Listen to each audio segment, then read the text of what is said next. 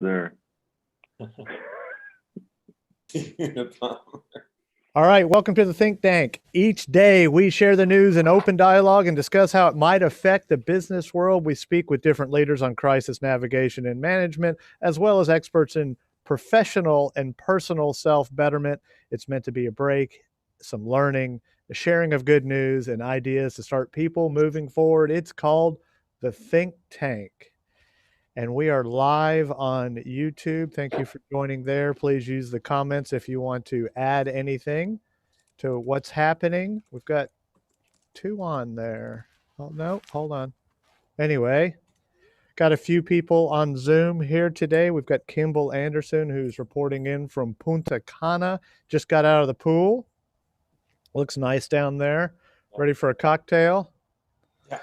And then there is Robbie Sawyer in the top right corner. Well, Robbie Sawyer, global thinker extraordinaire, creates experiences to help your people get to their better ideas faster. There is T. Scott Anderson from Framework Video, does all sorts of sports and documentary and reality show shooting, film, video, and photo. There's Alberto with his French scarf on. Ooh. Sports photographer extraordinaire, shooting nothing but pigeons out the window at this point. There is Doug Carroll, advisor to boards and CEOs and all sorts of different multinationals that are in crisis or challenge, looking for direction. He helps them figure out what they need to do. And of course, our friend Jeff O'Hare in the bottom corner there, all the way from New Orleans, who holds the golden key for the city of New Orleans. If you're doing an event in New Orleans or need to plan a wow experience no one will ever forget, you talk to Jeff, he makes it happen. Thanks for joining. Just wanted to note to everybody, I know we have a lot of sports minded on, especially today, but on Monday we will have John Show from Showtime Media on, and he is a sports PR and communications specialist. He helps brands get the most out of their sponsorships at major sporting events, in particular PGA. So we will have him talking to us about what he thinks about the what the PGA is doing, how that'll work, and how sports landscape is going to change as we go forward. Thanks. Normally now we share the news. Any news of consequence anyone wants to share? Well, Texas, you heard Governor Abbott today, and he is at least, he said for sure school won't reopen, but a week from now, sounds like certain businesses will be able to begin the process. And Doug, anything that you caught that was unusual? I didn't see anything terribly unusual other than we're kind of first out of the gate. You know, and it'll be interesting. I think the things that weren't said, and I haven't read the whole text yet, might be the most interesting is he going to be geographically specific around, you know, how are they going to do that? Because, you know, there's a town of 15 people in West Texas who hasn't even heard that coronavirus exists yet, probably. And then there's Houston, who's got a lot more. So it'll be interesting to see when they start to manage the rules, how those play out, right? And I think that's going to be the, you know, from one side, kind of on the rule side.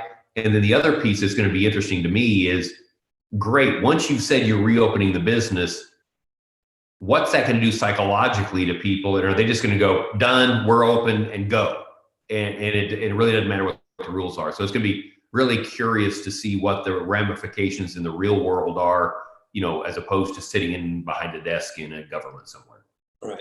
We're kind of talking Texas local here. If there's others from out of state or out of country, interesting in Texas today, or in Dallas in particular, they said now if you do go out for any of your essentials, as that's all we can do right now, you do need to have a mask on to protect yourself and those that you're going into. So that'll be interesting. And my question is, where does everyone get in their mask? You can't. Well, you know, I think I know a guy. Covering. It doesn't have to be a one of those documented health masks. It can be a bandana. No, It can be a bandana? Yes, yes. Oh, okay. Yeah. As long as you're not Roberto's got it, of course. else, I think that's the thing. It's not that you're only giving it, but as long as if you cough, it's only on your mask, and you know can't get through. I know a photographer friend of mine who's making masks. His wife is a costume designer, so they kind of had it laid out already. She already had a lot of gear and fabric cutters, but it got to the point he went to Hobby Lobby and negotiated bulk fabric, and now he wants to put me to work because he knows I have a sewing machine. But it's that bad. You know, he said you don't have to sew, but if you want to put them together, if you want to cut, if you want to, it's called grabbagmasks.com, and everybody's doing it. But Etsy's got a lot of them now, but he's hiring people who know that aren't working. You know, he knows I'm not working, so and he lives close, so that's where I'm getting my masks. Someone had that stat the other day that I think it was Robbie that Etsy had grown tenfold or something. And yeah, what was it? They have 20,000 shops now on Etsy that are focused on selling some form of mask across their platform. Just an interesting getting supplies over. You know, we are importing, some other guys and I, a bunch of medical gear, and it's just ramping up so crazy in China. So where it was $350,000 to rent a 747 4 days ago, they now want 1.1 million. And you know that you don't have many options. Coming from China or going to China? From China. Wow. You get a virus with that? Yeah, is that bat free? Comes with a can of Lysol. Just like getting on a ship, right? They'll spray you right before you get on the ship. That's good enough, right? Yeah. Where did we do that, Robbie? That was the LA, wasn't it? When we were getting on? Yeah, it was. Oh my God. Everybody's experienced that if you've been on a cruise, but that was just so haphazard when they're just walking by. And you think now with what we're going through, and we all love the cruise industry, let's just say that. But that one experience was kind of crazy how it was just so, matter of fact. Oh, let me just spray you real quick and then go on. But no real focus. And I saw something flash by today. I don't know if it was legit news or one side or the other, but they're saying that maybe it didn't start by someone eating a bat in a wet market in China. And maybe it started in a disease lab in China that got out of control. And they announced a full-scale investigation of a lab in Wuhan. Really? Okay. And who's actually going to handle that investigation, Doug? Well, the U.S. has said they've launched the investigation. Good luck. Yeah, I know, right? I mean, it's exercise in futility. Yeah. It is a little scary, though. Yeah. So did everybody see all the big corporations that have been sucking the money out of the PPP? Oh yeah.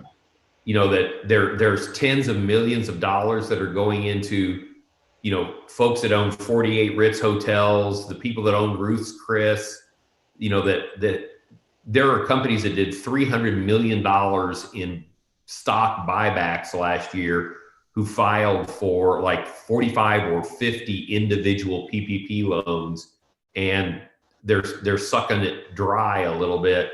And it's just one of those things that it's a shame. Yeah. I've been eating lunch every day and watching Governor Cuomo talking about their situation, and he's he's an interesting character, but he's also interesting because he's kind of the ground zero again. New York is, but whatever's going to happen to the rest of the U.S. kind of happens there first, and it's interesting to see where they're going, what they're going through now. So they're getting ready for the next stage of really coming out of it, and who and how can go to work when. But it all keeps coming back down to testing, and I don't think there's a great answer as to the most efficient test or the most effective test, nor do we have enough to do them. And there's no ramp that says we can in the near term. Also, the question of fairness. You can buy all kinds of stuff at Walmart, but then other stores that sell the same things can't have anybody come in, right? And so as we go down, opening up, stores like the craft stores, people say, wait a minute, why not me? Why not? Liquor stores are open, but not other stores. So it's going to be an interesting thing where people really get upset and say, wait a minute, I can control people coming to my store. They can also distance, they can clean, they can have masks on. Why can't I be open and control the flow? Just the same as craft stores. So it's going to be an interesting process of doing it fairly and having people not be upset and not getting a herd effect pretty soon. Well, I mean, what's really crazy is you look at the last. So there's a NPR produced, and I don't know where this is from, but you look at what's going on in New York and New Jersey specifically, just in the last 3 weeks. Wrap your head around this. The last 3 weeks, New York has 223, almost 224,000 cases, right? 14,000 deaths. New Jersey, 75,000 cases, 3,000 deaths. But then you drop down, you get down to Texas, we have 17,263 cases and 429 deaths. So there's some argument. I know, Doug, I think it was you that just opened it up basically earlier and said, get some Wild West town in West Texas that's got, 400 people, and are they going to do what Houston's going to do? But in the big scheme of things, while it's impacting everyone, man, the numbers definitely are skewed towards the Northeast for sure, obviously, because of the number of people, I guess. Density. It's just the density in the way this thing transmits. And the subways. And you're right, the subways, that, absolutely. Did you see that the Navy ship that had that the captain got fired and had the coronavirus, they said that now they think that 60% of the people who tested positive showed no symptoms. And they said if that is any kind of an indication, of what's going on, it shows you, why the spread can be what it is. If you've got all these folks that have got it positive, but there's absolutely no indication, that's where the health officials are scared of the second and third waves. So are there people that got it and relieved from it and test negative for it and never have a symptom? Yep. There was a Navy ship that had it, right? So it's a closed environment for a period of time. When they tested every single person on the ship, is my understanding, and 60% of those who tested positive never had a symptom. Wow. And they didn't know there wasn't even, the only reason that they got the test was because they tested everybody on the ship, right? So, but if there's any validity to that kind of statistical anomaly, that's saying there's a whole lot of folks walking around who have the virus and spread the virus and have no clue that they're sick. And having they're it, not sick. Give it to somebody. They're not sick. Yeah. And having it means you can give it to somebody else. Yes, you're a carrier. You're right. Another factor is that the more out there, the lower the percentage of actual impact is, right? Like in the case of the flu, where it's 0.1%. If so many more people have it, then the death rate is much lower than people anticipate. And they're talking about, New York Times, a big article about it. We cannot figure out what the death rate is really. And it varies greatly, of course, in China. Who knows, it might have been lower because they're all skinny, right? It varies greatly by culture, by places. And so it's intriguing to figure out what it is that determines the, and like Italy has the second highest percentage of old people in Europe. Right. So these are all relevant factors, but it's impossible to figure out now the percentage of people who actually die relative to the total. I've actually heard somebody that had it, got through it, and still testing positive for it a month later because she wants to go to have antibodies tested for it. They won't take her because she still keeps having a positive test, but she's symptom free. Has had it. Her husband didn't have it. Made the husband move out of the house to live with the son-in-law. He never got it. Son-in-law never got it. She's had it, is over it, and can't get past a positive test a month later. So, isn't it something that you keep in your system, regardless whether you have symptoms or not, or whether you have the fever or whatever it may be? I don't know. I don't know that part. But if she has it, then that means she's still locked up. She can't go anywhere, and she's already been through the bout of it. She's already felt the sickness and went through that, but she can't get still can't get out of the house. Well, one of the challenges we're facing with this is that, as one of the leading epidemiologists said, the only thing I know is that we've been wrong with everything we've done. That every statement we've made, every thought we've had, every prediction has been wrong, and we don't have enough science or evidence or data to even begin to understand what's going to happen, and that it's scary and good at the same time. From the standpoint of the hope is that this is going to become much less active in the warmer weather as we head into the spring and summer. But now there's another study I read this morning that said they don't know how many deaths in non-metro areas were coronavirus, but since they didn't have tests, the pneumonia that was associated with whatever they thought they had, it killed people that aren't being reported in the system. So it is a very challenging from a fact science-based thing to be trying to figure out where we're going. Well, and the other thing is, no matter what, I mean, if you had an underlying condition and you went to the hospital, or if you were already in the hospital, kidney disease or what have you, whatever it is, you got the coronavirus, that's what killed you. So that becomes you become part of this statistic, correct? Well, if they think that, because the problem is coronavirus may kill you, but what's listed on the death certificate is pneumonia.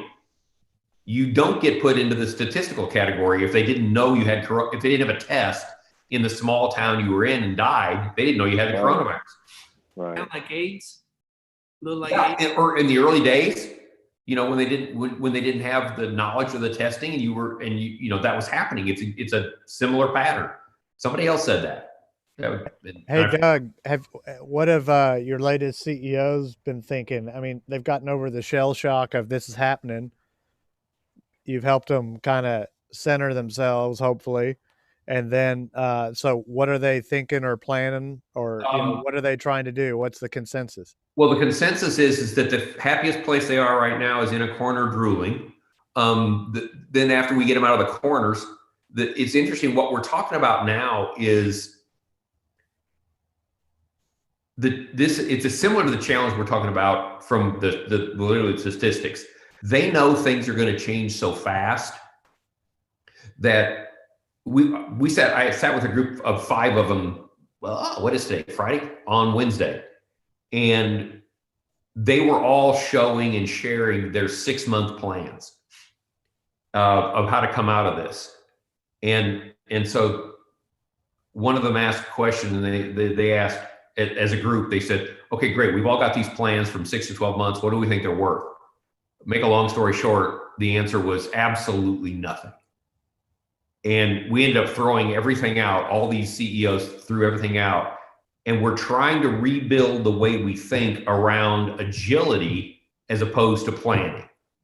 How do we build in rigor that allows us to shift as we get new inputs and new challenges, as opposed to saying, here's my plan on a piece of paper, send it to all the people and adhere to it. And it's got everybody scared to death. So that's all about who are the key experts or decision makers that can help you out in whatever the challenge is at the time, and what's the protocols and timelines to do that. I mean, that's all you can do, right? Is kind of figure out who are the right people. It's even less than that. Okay. It's even, they've even shrunk that to say, I have to just be able to see what's happening in my company and articulate and move at a speed we've never thought about.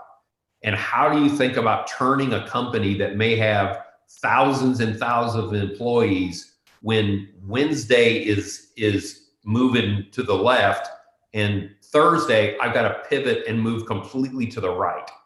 And that's what we're trying to face right now. And it's tech companies are better at it, okay, because a lot of them have grown up with shifts, they've been forced on by the market.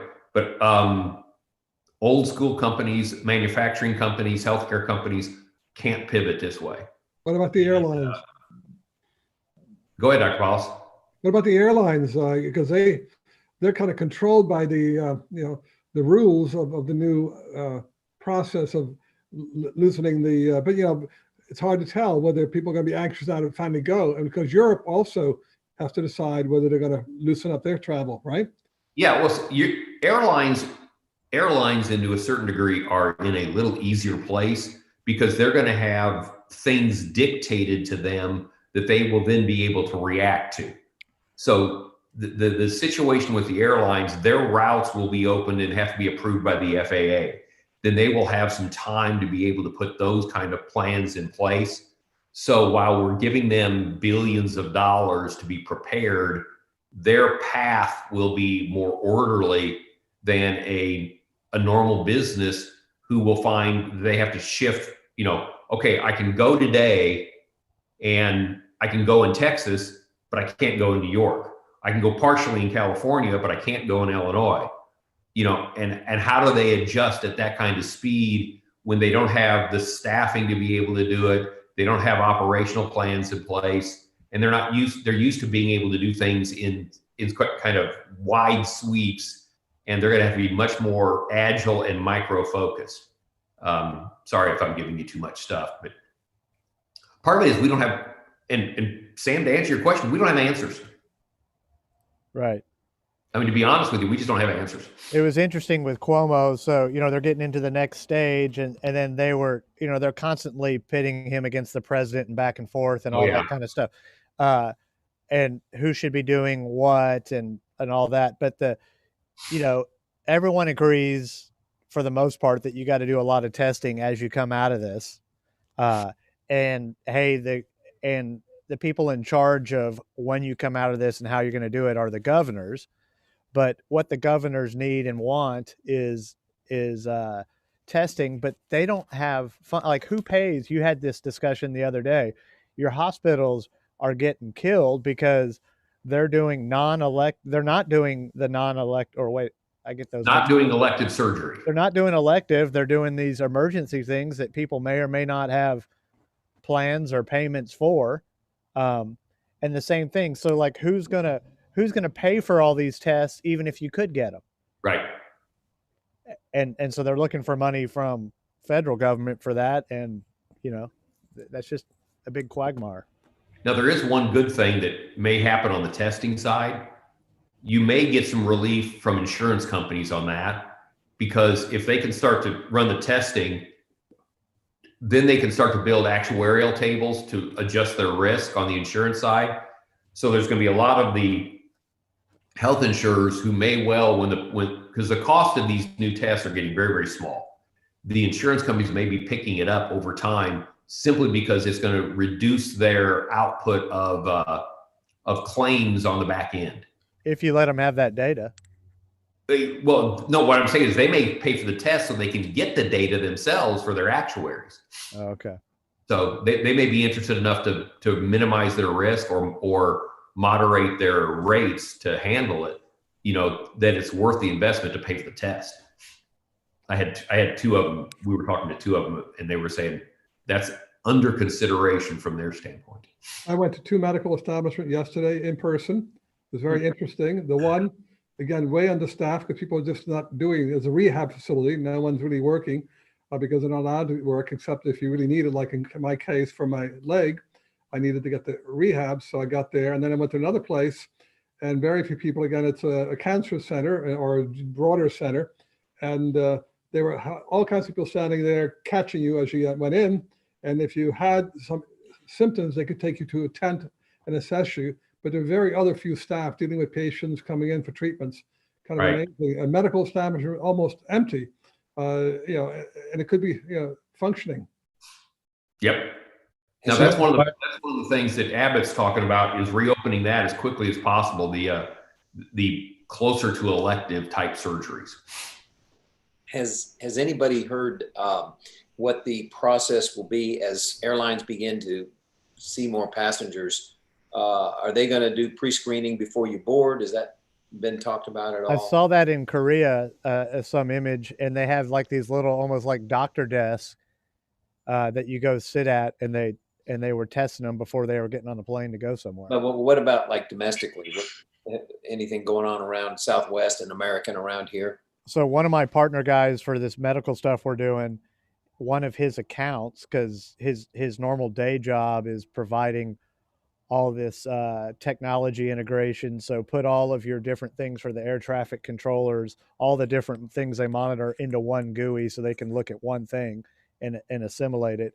So one of his clients is JFK Airport, and in particular, they break it down like each terminal is its own business. So he does Terminal 1 and 2.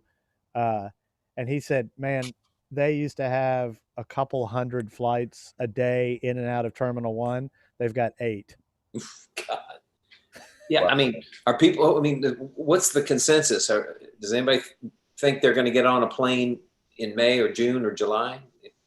I have a trip scheduled in July.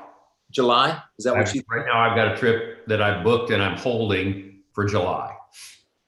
And I'm just glad we get to keep our status till 2022. Yes. But do you have to re-earn it, or do you keep what you have right now? you keep what you have right now. Okay. Executive class training. Yeah. Well, I'm so. Bunch of mile snobs, all of you. Doug, do you have an opinion as to the risk factor? Say earlier than that, even.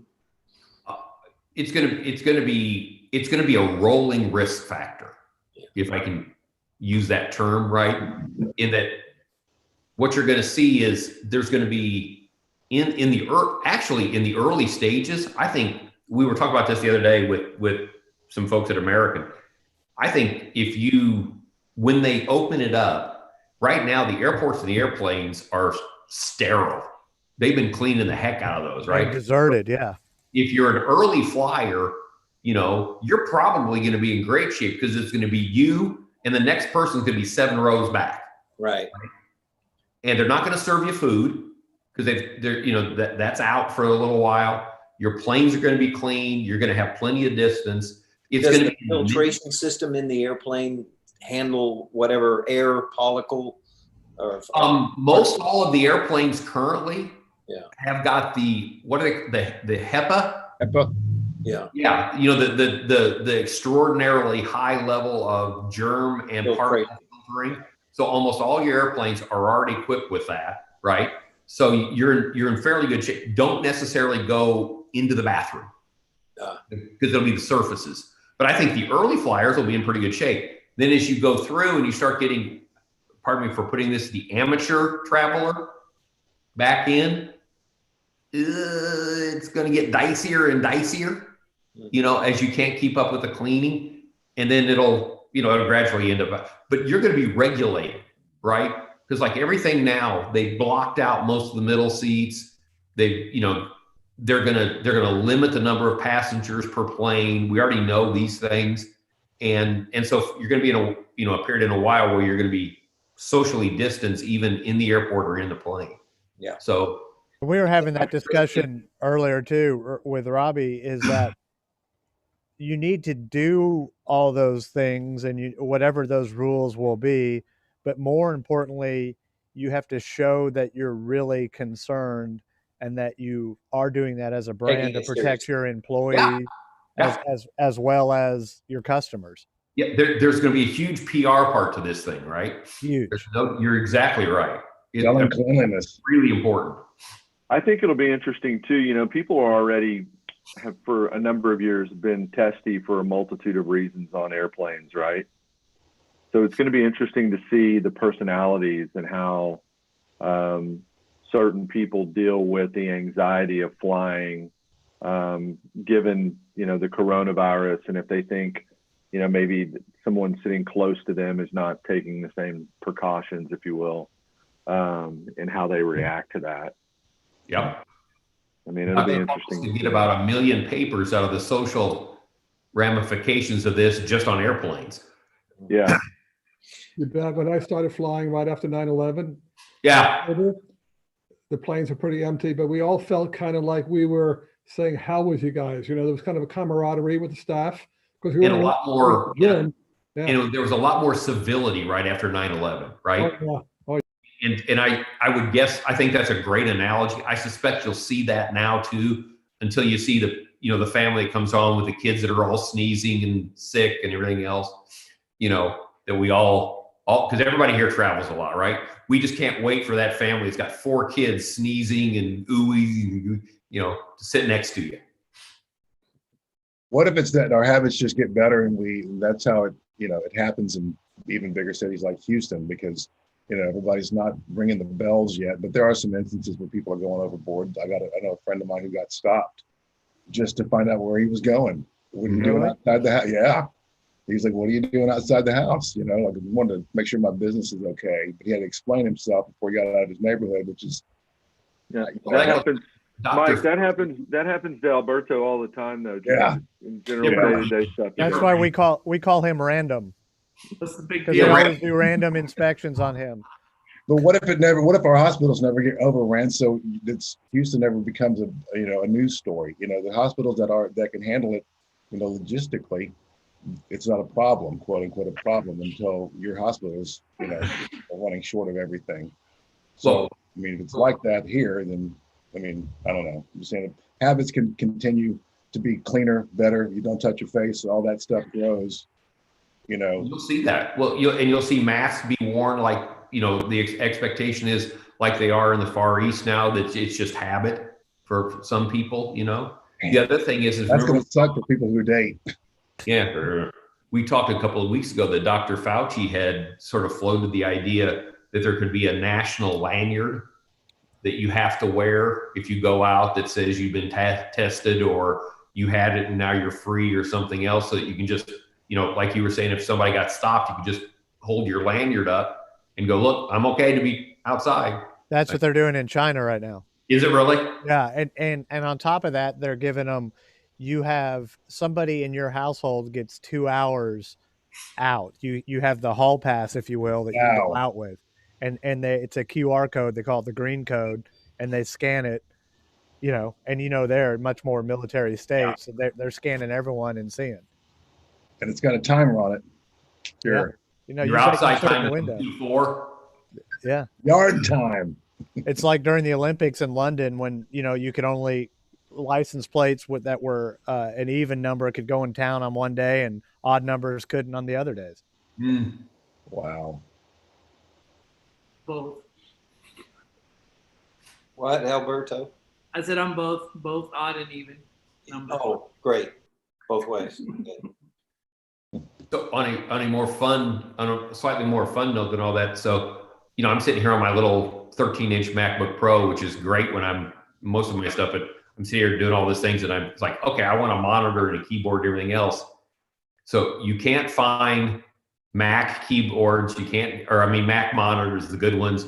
You can't get webcams. Everything that's for home office is now sold out. Completely sold out. Yeah, we were putting together the whole webcam solution or presenter thing, and mics, cameras, the little monitors, key lights, everything that were there on Monday were gone on Wednesday. Yeah. Wow. I was going to buy an LG monitor yesterday. Okay, and there was like 97 in stock and they're the max. It got today, and everybody's out everywhere. Wow. Well, the good news is Baskin Robbins does deliver. I found that out today. My 9-year-old told me that. So that's in a Ferrari. Yeah, probably. You got to get it there quick. Yeah. Here in a couple weeks, we'll see how that works out. Hey, I'd like to know how Domino's business is doing now.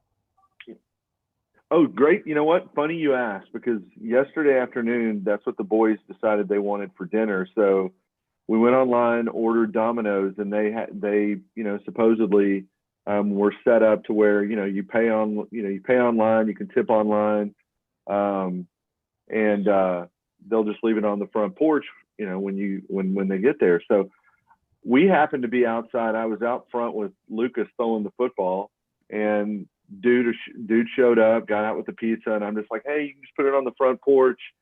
And he went and put it on the front porch, and he's walking back to his car. And I honestly, hey, thanks a lot, man. I appreciate it. Stay safe, all that. The dude says, hey, can you sign this? Oh, really? Really? I'm like, sign the receipt? He's like, yeah, I need to have you to sign the receipt. So he sits the pizza bag down on the driveway slides the receipt inside, like somehow the heat was going to clean everything that was going on there. Yeah. the pizza or, the pepperoni, scent was going to take care of all that. And I just told him, I said, dude, listen, we already tipped you online. And he was super awesome. And he felt totally weird about it. And I said, with all due respect, I said, I'm going to literally go, across the thing because we already tipped you. Little things like that are so ridiculous. Yep. It's like, why do nobody of the 9 of us on this screen sign their name perfectly when they have to sign a receipt? I mean, you can't ever tell what it is. It's just ridiculous. So anyway, that was funny you brought up Domino's, but that was an experience we had last night. I can't remember if it was Pizza Hut or Fratelli. They came out and their driver got out of the car with a mask, gloves, and the pizzas were individual.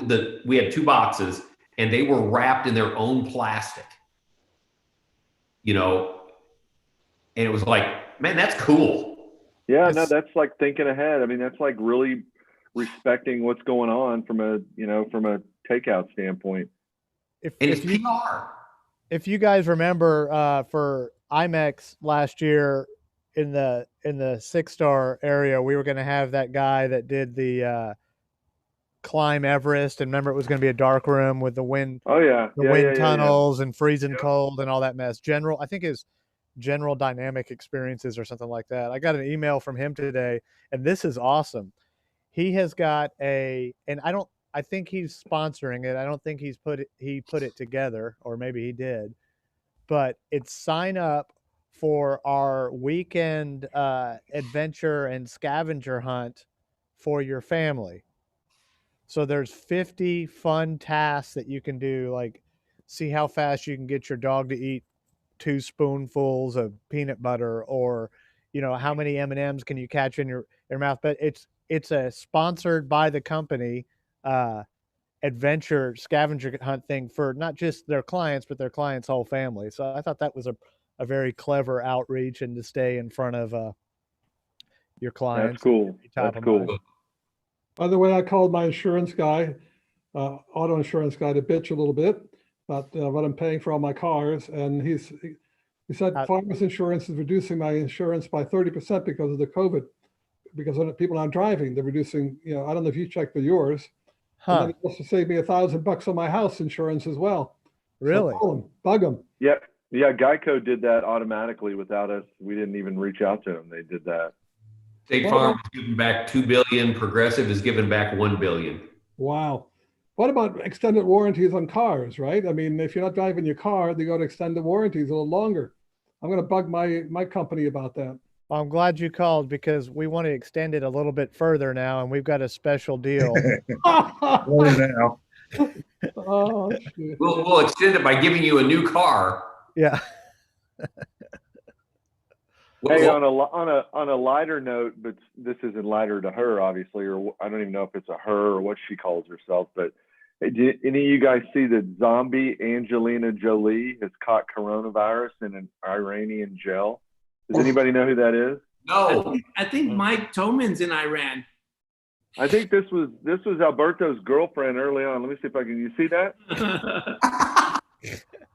She's had you've never seen her? No. Yeah, dude. So she's literally somebody that has done unbelievable plastic surgery to her face, has done just completely I mean, it's awful. What's her name?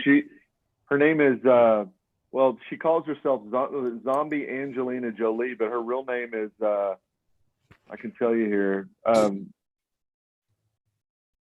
What is her?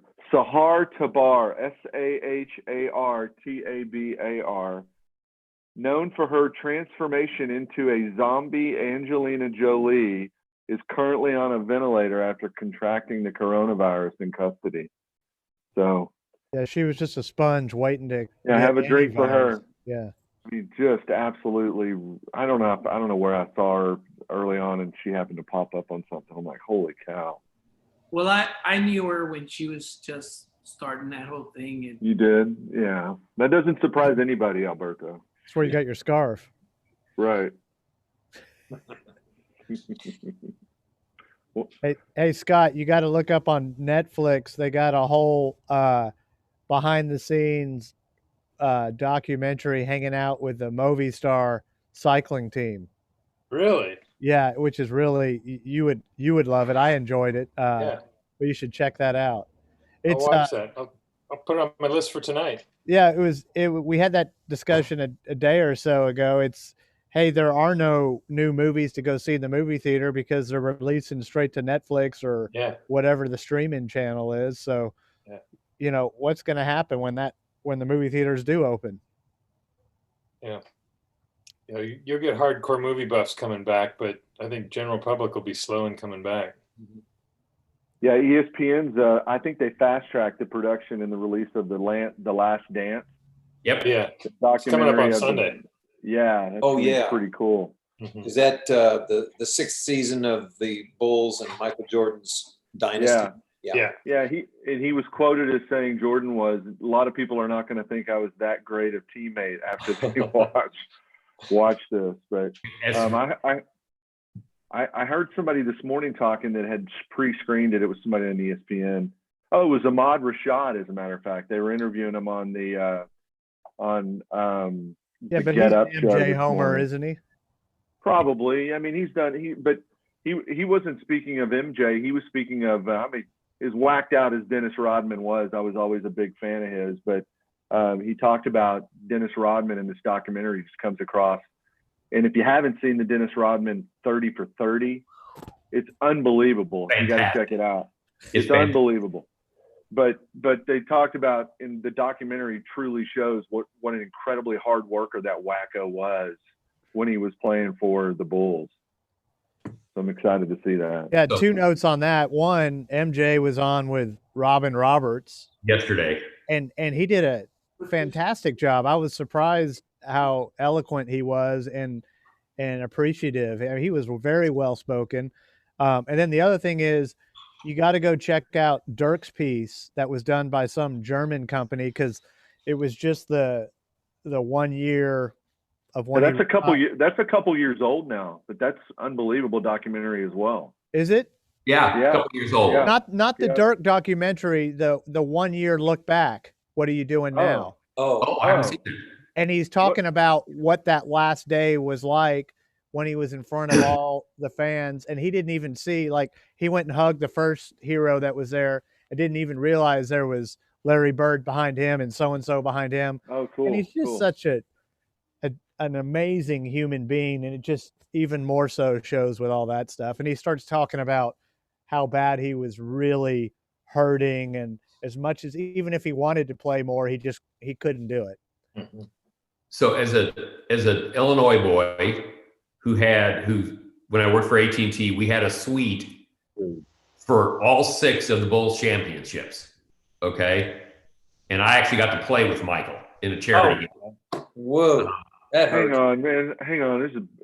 Doug's a braggart of the highest order now, isn't he? No, I'll get back to the funny thing is, Michael saying, well, this is going to make me look like a bad guy. Every single human in Chicago knew he was a bad guy. Yeah. Okay. Yeah. But we loved it because it wasn't that he was a bad human. It was just that drive to be the best. Yeah. He refused. It rubs people the wrong way. Yeah. But totally. People love to hate him. He was tyrannically mean to everybody that would not perform at his level. Well, what was crazy this morning, listening to the Ahmad Rashad interview, and it was interesting because they were talking about, I have a 19-year-old son who never saw Jordan play, right? A lot of us probably have kids that were too old to see Jordan, or too young to see Jordan play. But, they see LeBron and, if they saw Kobe and they're like, there's no way Michael Jordan was better than LeBron James. There's no way. But this is pretty interesting, and that's what the documentary pretty much shows through, is that the guy was just, on a completely different level than anyone else in the NBA for the most part. Now you could say, yeah, LeBron is awesome, unbelievable. Kobe was awesome, unbelievable, but there's really close variables, right? Whereas when Jordan was playing, there was a big, huge separation. Yeah. The guys today, the difference is these guys aren't driven like he was driven. Yeah, no, totally. Yeah, no, Totally agree. And if you look back at Jordan, Absolutely Jordan, incredible talent, but they just don't. Yeah. They're not driven. And they're friends with everybody. Yeah, Yeah, I mean, absolutely. you think Bill Lambier was Jordan's friend? No. no, I mean that's so true. You look back though, it was if you saw Jordan talk at Kobe's funeral, unbelievable. If you haven't, go back to look at that. It was just an incredibly, just an incredibly articulate, just unbelievable speech that he gave. But then you go back and you look at the speech he gave at his Hall of Fame induction. Does anybody remember that? Yeah. Just so terrible. Yeah. Look at me, look at me, look at me. It was all about him. And then, just, I don't know who just, maybe it was you, Doug, or Sam, talking about how he was with Robin Roberts and how genuine he was. And I don't know if that just comes with age or what have you, but way different than number one Kobe. draft choice. He was not a number one draft choice, right? Was or was it? Jordan? No, he was not the number one draft choice. No, you're right. You're right. A bit lower. Sam Perkins went ahead of Jordan. Yeah. Sam Perkins. Yeah. I think Jordan was Sam. 3. Yeah. So Sam Perkins, who was number 2 or who was number 1 that year? The guy that went to Portland. Perkins was 1. I don't remember who 2 was. Was it the Sam Bowie year? Fine, Oh, Sam Bowie. Oh, not Perkins. yeah. Sorry. fine. Sam Bowie. Sam Bowie. He's got a statue on the way to Houston's right off 45. No, Again, that's that's not right, Alberto. Uh, Put him on mute. And he's a sports guy, isn't he? Well, he fancies himself a sports guy. I mean, he really does. Well, Akeem Olajuwon was the number 1 overall pick that year. good. Who was? Akeem. Okay, well, And then Bowie was 2. no, That's Bowie was Akeem- 1. No, Akeem was 1, Bowie was 2, Jordan was 3. Yeah, that's what I said. Bowie was 2. Like, I knew Bowie went ahead. I forgot Akeem. Thank you, Michael. Well, he didn't suck, that's for sure.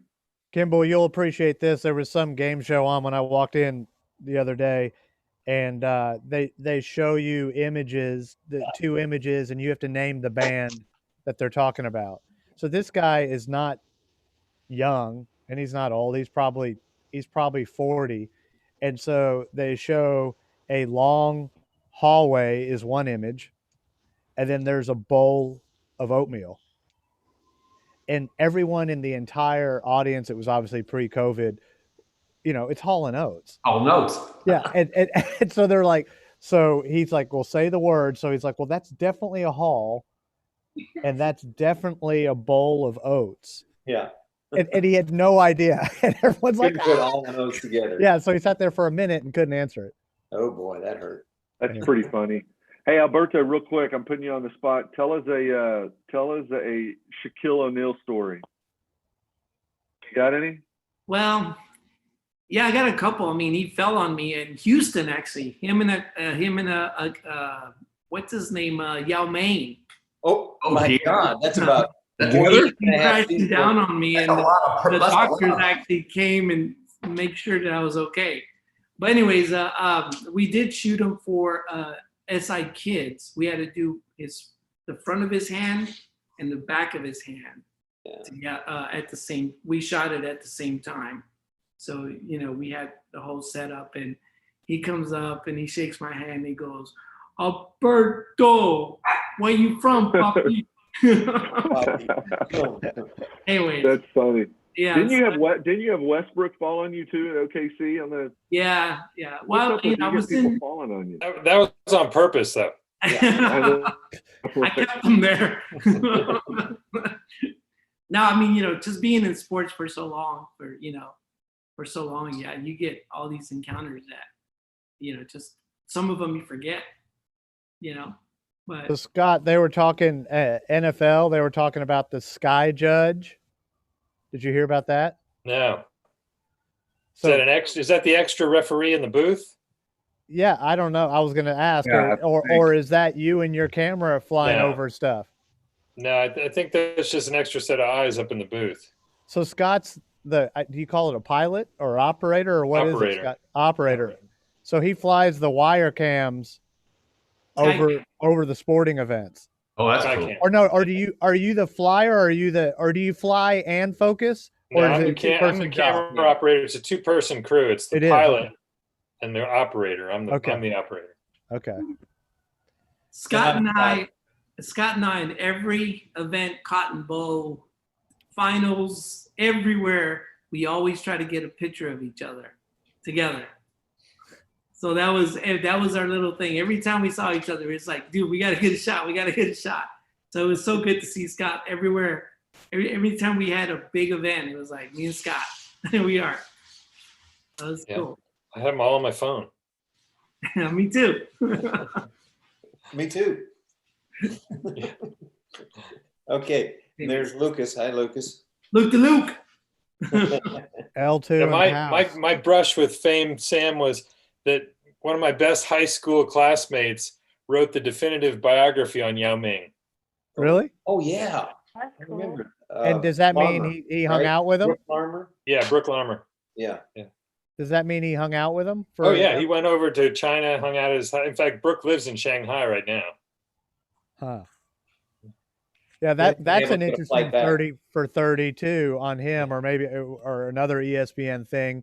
But I mean, he spoke zero English and never really Yeah. picked it up that great, and always had this handler that did everything for him. Yeah, he actually spoke better English than he let on. Right. Oh, really? Yeah. It's sort of like me. Albert does that. Albert does that when he needs to get out of a jam. Yeah, No Albert, entiendo. no habla, no habla. No entiendo. I've seen it in person for sure. That's Well, why- all right. So Monday it is, huh? 2:00. all right. Yeah. So Monday at 2 Gotta go o'clock. swimming, Kimball. Yeah, I gotta go swimming, man. Yeah. Hey Sam, should I ask the blonde woman if she wants to give an update on Look at his what they're face. doing moving forward? That'd be great. Week I'd, at some I'd point. like to hear it.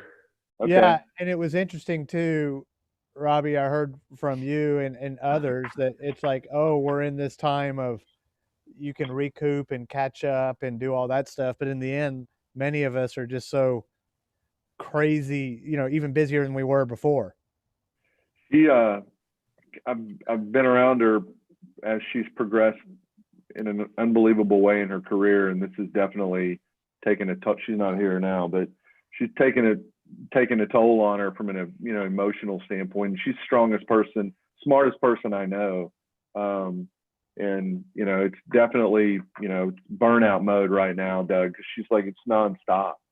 It's call after call, it's Zoom call, it's to your point earlier, doing things that in a million years you didn't think you're prepared for everything except for except for this, I guess.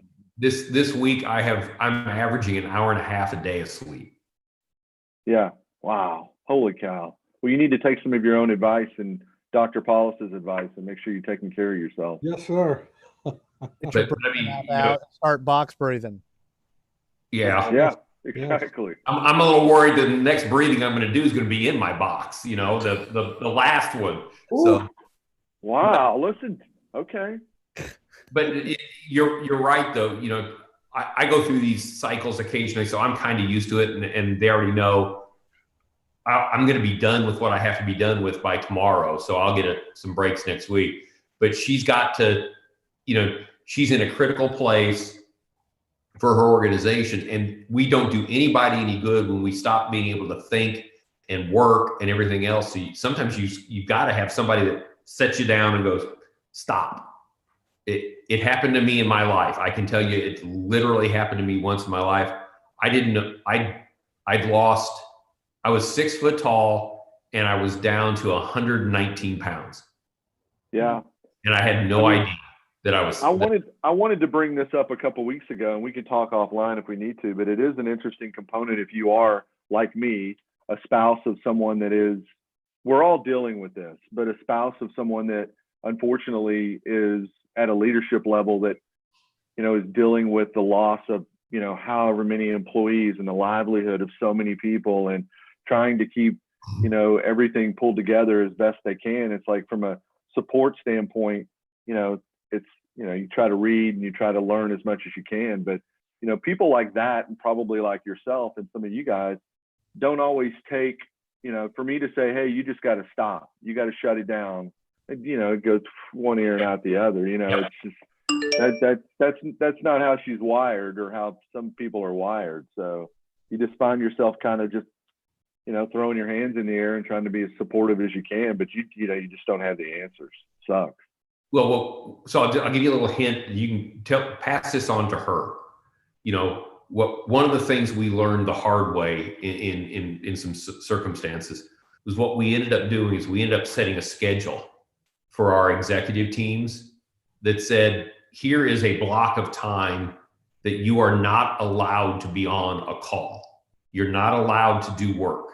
We are going to, as a team, we're going to segment, here is a 6-hour period that you are required by the company to do nothing. No matter what we've scheduled, no matter what we've done, because the other thing you're going to find is that no one's indispensable and that everything's going to continue. You'll catch back up. You don't think you will, but you will. It happened to me in 9/11. It happened to me when we were downsizing at AT&T. It's happened on a couple of product launches at Apple. And you always think, if I miss that call or this meeting or anything else, that the world's going to end. But we can make healthier people and better decisions. And if we have to regiment it, sometimes that's what we have to do. I bet Dr. Paulus has got far more wisdom on this than I do, but it's a great challenge. Forward to Sam, suggestions by company leadership worth following. It talks to how leaders deal with the stress at the present time. So send it to Sam and he can maybe send it to other people. But yeah, there's it's really, a big issue that industrial organizational leadership type people deal with. How do you cope as a leader of an organization responsible for all your people, right? And like I said, one of the ways we did it was we put a rolling schedule in place that said you have to be off these hours. We actually stole it from pilots. How they say to pilots, you got X on, and then by law you're required to be X off. Right. And we basically said that's a good idea. We're going to do that. We'll do that on Tuesday. How about that? We'll Okay. push it out to everyone over the weekend, and then we'll talk. Well, hopefully we can look at it real quick anyway, and definitely talk through it on Tuesday. Great. Perfect. Good Thanks, stuff. Danny. All right, everyone. We'll have Good have weekends, all. have a great weekend. Wash your hands, stay home, and stay healthy. And if you're dating, stay 6 feet away. And wear your mask.